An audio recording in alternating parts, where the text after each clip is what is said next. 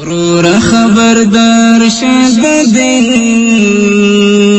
ځان جوړ رښتینی مومن ورور خبردار قدرمنو اوریدونکو ستاسو پام راوړو د الحاج مولوي محمد یاسین فهیم صاحب د شرعي پوښتنو ځوابونو ته په همدې هیله چې دا خپرونه تر پایه پورې واورئ. زده کړه د اسلام لو فرض زده کړه د اسلام لو فرض نور کړه دا تله بس بزین ځان جوړ بسم الله الرحمن الرحيم. الحمد لله رب العالمين حمد الشاكرين، الصلاة والسلام على سيد الأنبياء والمرسلين سيدنا ونبينا وشفيعنا ومولانا محمد وعلى آله وأصحابه الطيبين الطاهرين. قدرمن اوریدونکو د رښتینې مومن د خپرونې مینوالو السلام علیکم ورحمة الله وبرکاته. ستاسو روغتیا او خوشحالي د پاک رب نه غواړم په دې هیله چې د صحت او عافیت جامې په تن ولرئ او د روژې مبارکې میاشتې 10مه ورځ هم تر دې دمه په خوشحالي را رسولې وي. دا دی زه محمد یاسین فهیم د رښتینې مومن خپرونه پیلوم. را به شو ستاسو پیغامونه به واورو چې زموږ ورونو د کوم ځای نه پیغامونه پریښي او څه پوښتنې لري. نو لومړنی پیغام به واورو. السلام علیکم، زه فرید احمد د کندهار څخه دا پیغام پرېږدم.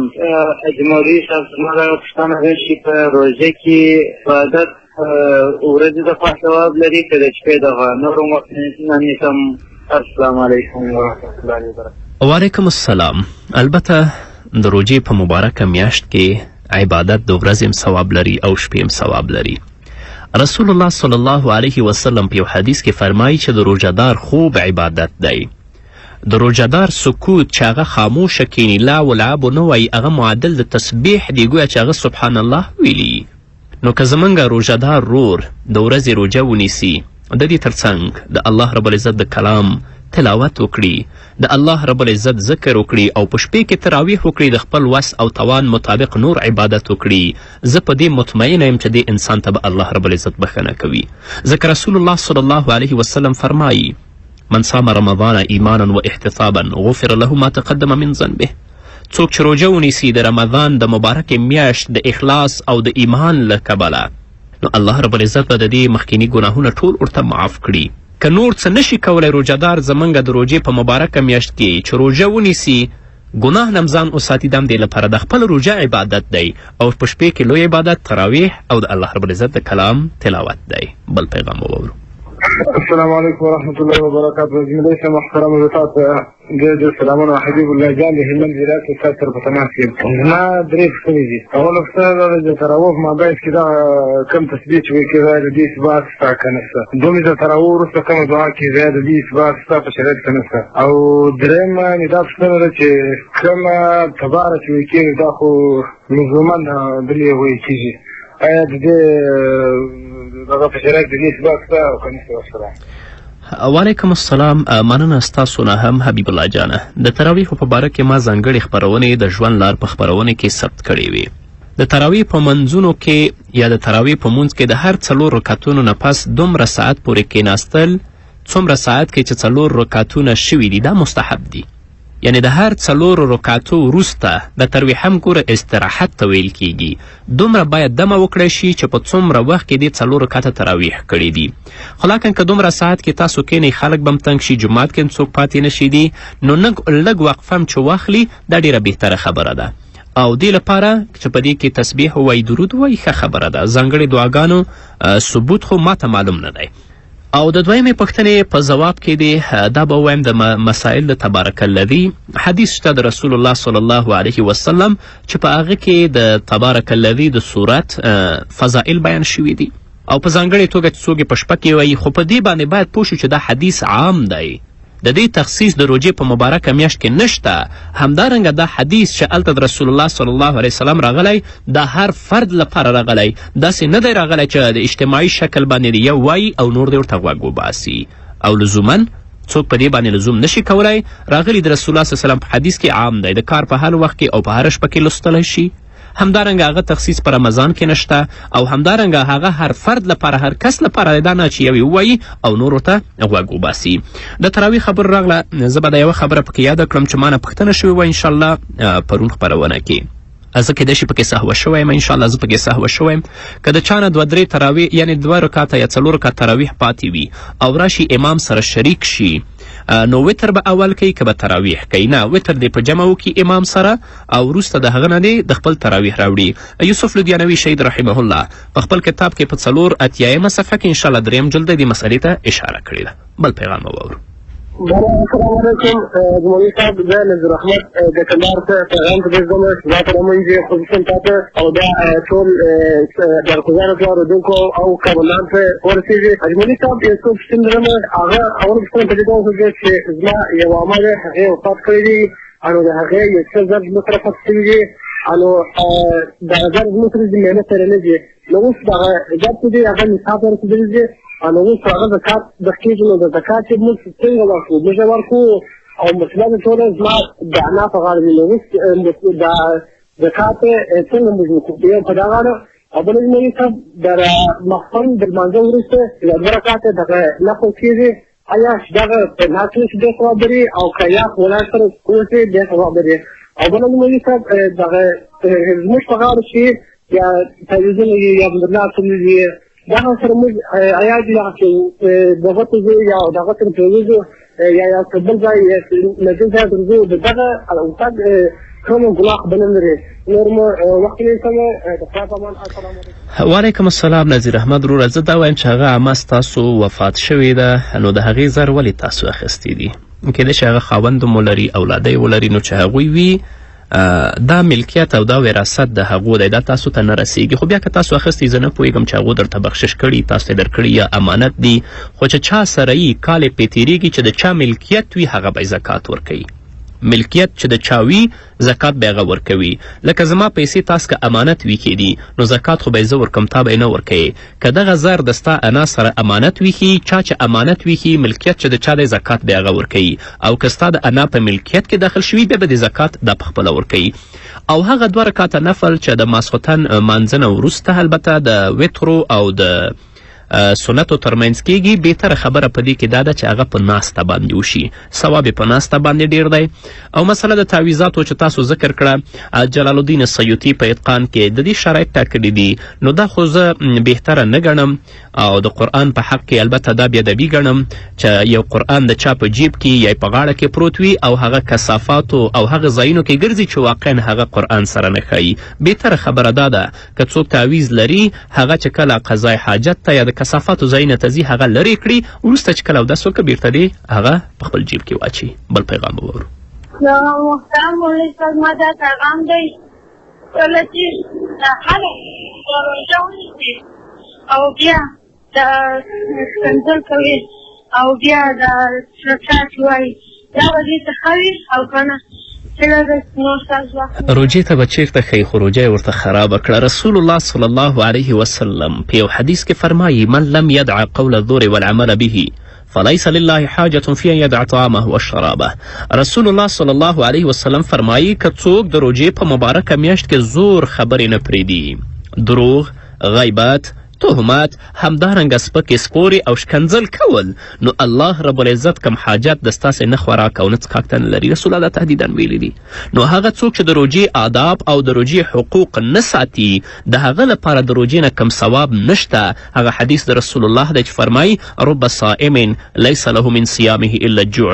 ډېر روجهداران دي چې هغوی لپاره د روجې نه کم ثواب نشته مګر دا چې د هغوی ګېډه به وږې وي. نو الله دې موږ ته توفیق راکړي چې زحمت وباسو، تکلیف وباسو، په ځانګړې توګه د لویو ورځو کې او په هغو ولایتونو کې چې هلته سخته ګرمي ده روجه نیسو، نو باید چې د روجې حقوق او آداب مراعات کړو تر څو چې الله رب العزت موږ ته اجر و ثواب راکړي، دا نه چې روجه زموږ دپاره غضب وګرځي. الله نه به توفیق غواړو. بل پیغام به واورو. السلام علیکم ورحمة الله السلام علیکم کاته سلام یارمان دې من ولایت ته سره تماس کېما دې پښتنې مې وایي چې په اسلامي وکړه او روژه یې فی کېږي او که دې په اسلامي کې ونه کړي روژه یې نه فی کېږي. بل دغه بیکان چې په ناخونه لري لمونځ یې فی کېږي. که بل ما د سپین زر اطلاع ډېر ذکر یې خوراک اطلاع نه شي کړی دا روژه ونیسي که یا په اسلامي چې اوس د اسلامي ډله بل ځای د سره ځانونه کېږي ځانمون چې سړی وکړي او قوا نه لري کېږي که یا مننه ستاسو د پیغام نه. په سحري کولو کې په پیشنمي کولو کې برکت دی، ځکه رسول الله صلی الله علیه وسلم فرمایلی تسحروا فإن فی السحور برکه. تاسو سحری کوئ، په سحري کې برکت دی، حتی په خپله پیشنمۍ عبادت دی. په دې نیمه شپه کې چې تاسو وچتیږئ نو خوراک لپاره که هلته څه مخو خوله وینځو نو که اودس وکړو 2 رکعته مونځ وکړو د دې نه وچت مرتبه بله شته نه، او بل دا هغه وخت دی چې په دې کې الله رب العزت دعاګانې قبلوي. نو سحرۍ یا پیشنمۍ کول دا برکت دی د رسول الله صلی الله علیه وسلم په صحیح احادیثو باندې ثابت دی. خو بیا هم که چا پیشنمۍ ونه که روژه یې کیږي. بهتره خبره دا ده چې پیشنمۍ وکړي. دویم سوال په ځواب کې دی وایم چې هغه نوکان په رنګ باندې لړل شوي وي، لکه اوس چې رنګ ناخون ورته وایي که څه ورته وایي، د دې نه اودس کیږي، نه غسل کیږي او نه مونځ کیږي.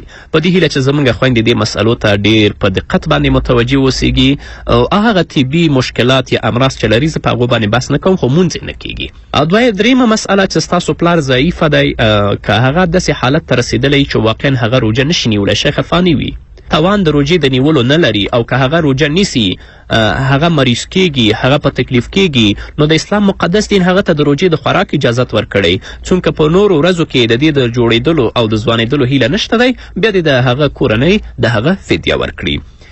4م سوال په ځواب کې دی وایم چې کله اذانونه کیږي، یو مسئلې ته تاسې متوجه اوسیږئ چې اذان مهم نه دی، وقت مهمه دی. ګوره البته مرغه باید ووایم چې زمونږ مساجدو کې هم اذان په یو وخت باندې نه کیږي، څوک په یو وخت کوي، څوک د هغه نه 10 دقیقې وروسته کوي، څوک 20 دقیقې وروسته کوي.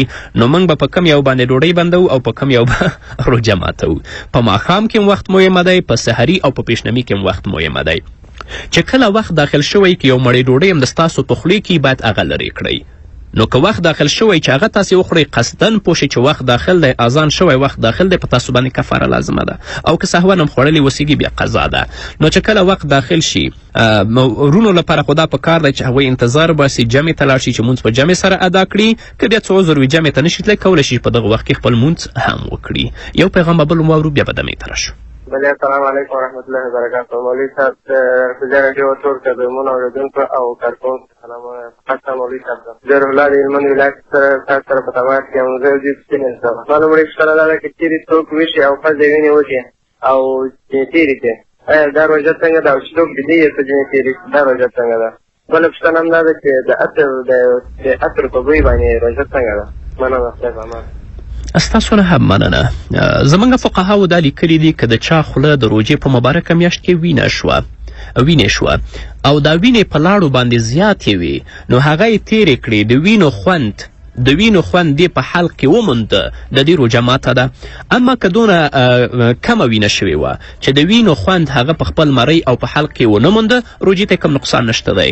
نو د چا پوزه چې په شپې کې وینې شي، په خوب کې وینې شي یا په ویښه کې وینې شي، د هغه وینې د دې تېرې شي او خوند احساس کړي، روژه یې ماته ده، د هغه ورځ قضایي پې لازم ده. ماته په دې معنا نه چې وروسته د دې خوراک کوي، که قصدن خوراک وکړي بیا پې کفاره لازم ده، د یو ورځ قضایي به راوړي. او عطر چې دي د روژې منافع نه دي، کولی شئ چې تاسو عطریات استعمال کړئ په روژه کې، دې ته دا روژې ته کوم نقصان نه رسوي. نو قدرمنو اورېدونکو که تاسو هم غواړئ چې د رښتینې مومن خپرونې ته پیغام پرېږدئ، نو لومړی په خپل ټلیفون کې 450 شمېره، بیا اوکې د هغه نه وروسته 26 یو 40 شمېره ډایل کړئ او خپل غږیز پیغام موږ ته پرېږدئ.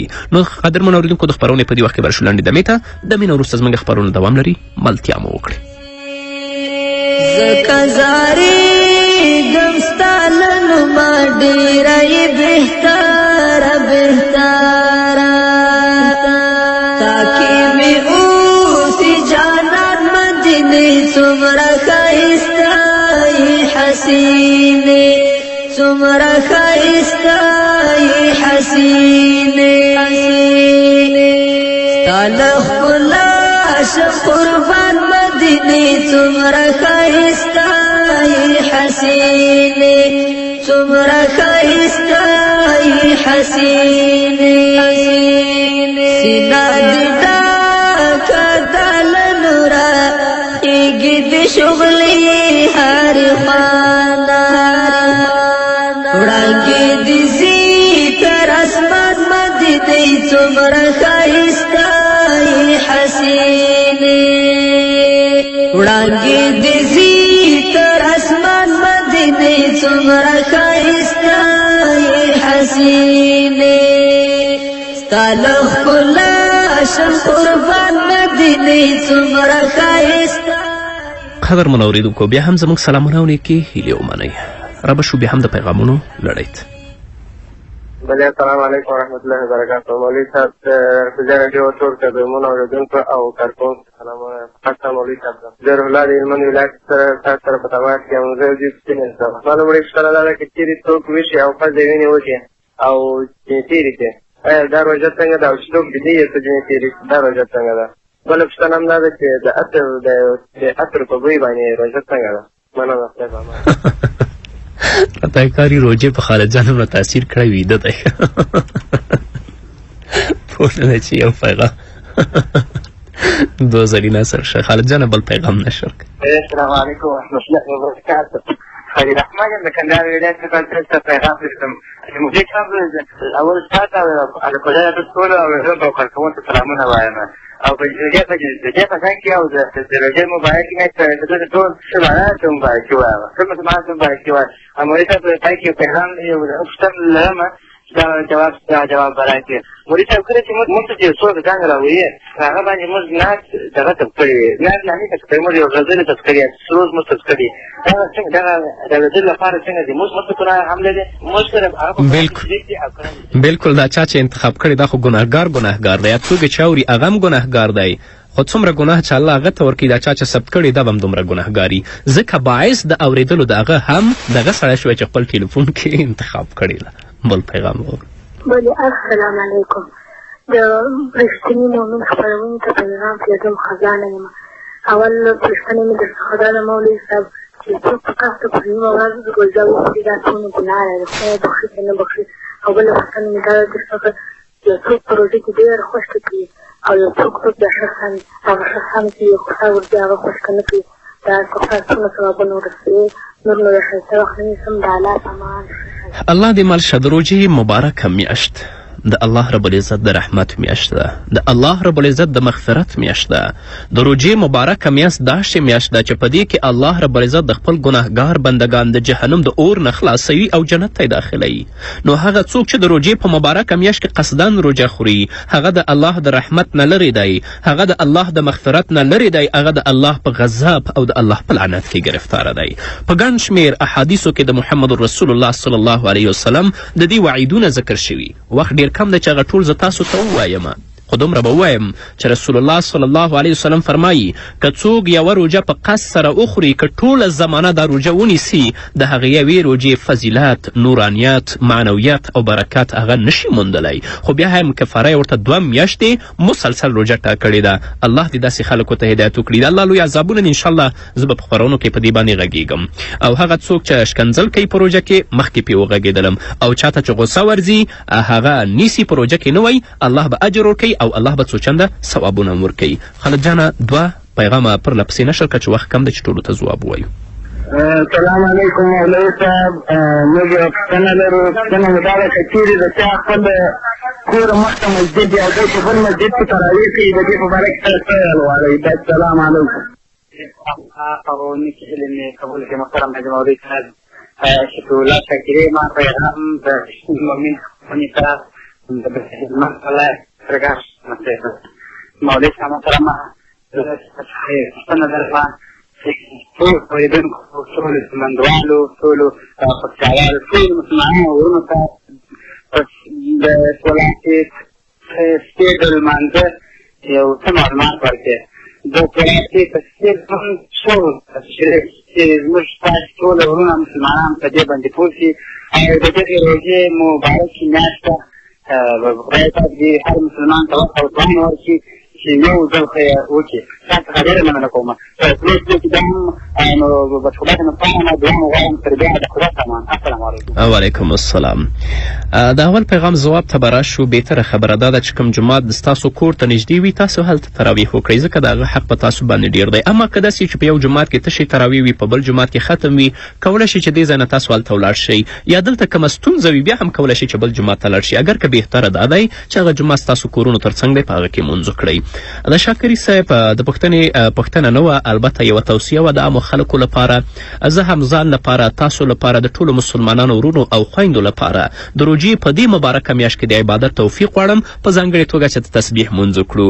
ځکه رسول الله صلی الله علیه وسلم چې کله تسبیح مونځ د خپل تره ته ورښیي، ورته فرمایي چې داسې عمل در ونه ښیم چې الله رب العزت په هغه باندې ستا مخکیني ګناهونه، وروستني ګناهونه، غټ ګناهونه، واړه ګناهونه ټول معاف کړي، او هغه د تسبیح مونځ ورته ښیي او ورته وایي کې کولی شي هره ورځ، کې نه شي په اونۍ کې، کې په اونۍ کې نه شي په میاشت کې، که په میاشت کې نه په کال کې، که په کال کې نه په ټول عمر کې، خو یوارې وکړي. الله دې موږ ته توفیق راکړي چې د روژې په دې مبارکه میاشت کې په ځانګړې توګه وکړو. 2 پیغامه په آخر کې پاتې، دواړه به یو ځای واورو. بله السلام علیکم مولوي صاحب، میاشتني ګولۍ چې ښځه خوري هغه په روژه کې څنګه جایز دی که نه دی؟ السلام علیکم ورحمت الله وبرکاتو. محترم مولوي صاحب السلام علیکم. کوم چې سیاست د روژه کې ډېر ثواب لري، سره ډېر وایي لا اله الا الله محمد رسول الله الله اکبر، کبھی ډېر ثواب لري په دې اړه څه معلومات راکړئ. السلام علیکم. د رګوګې راډیو محترمو کارکوونکو سلامونه او نیکې هیلې مې ومنئ. محترم مولوي صاحب سلامونه او نیکې هیلې وړاندې کوم. زما د محترم مولوي صاحب څخه دا پوښتنه ده چې که چېرته په روژه کې یو سړی کریم دندان یا د غاښونو کریم استعمال کړي، روژې ته خو به هېڅ نقصان نه رسېږي. او ما د لغمان څخه خالد مشال یم، د لغمان څخه مې اړیکه نیولې. ډېره مننه، د اړیکې نه دی. 3 واړو پیغامونو ته به ځواب ووایم. هغه ګولۍ چې البته د روژې په مبارکه میاشت کې خوړل کیږي، خویندې خوري، دا کوم نقصان نه لري، مشکل پکې نشته شرعا، خو د طبي د وجې نه کیدای شي هغو لپاره کم تکلیف وي. شرعا په دې کې کوم مانعات نشته دی. او بهترین عبادت د روژې په مبارکه میاشت کې د الله رب العزت د کلام تلاوت دی، ځکه دا په دې پر برکته او برکتناکه میاشت کې نازل شوی دی. نو بهترین عبادت د الله رب العزت د کلام تلاوت دی. او یو حدیث د رسول الله صلی الله علیه وسلم دی چې په دې کې تاسو استغفار وایئ او همدارنګه د جهنم نه پناه غواړئ او همدارنګه د الله رب العزت د جنتونو سوال کوئ. او د 3م سوال په ځواب کې وایم چې هغه کریم چې په برس باندې ایښودل کیږي او په هغه باندې غاښونه وینځل کیږي، دا مکروه دی د روژې په مبارکه میاشت کې. اما که هغه حلق ته وصل شي نو بیا روژه فاسده وي. بهتره خبره دې نه ځان وساتي او مسواک استعمال کړي.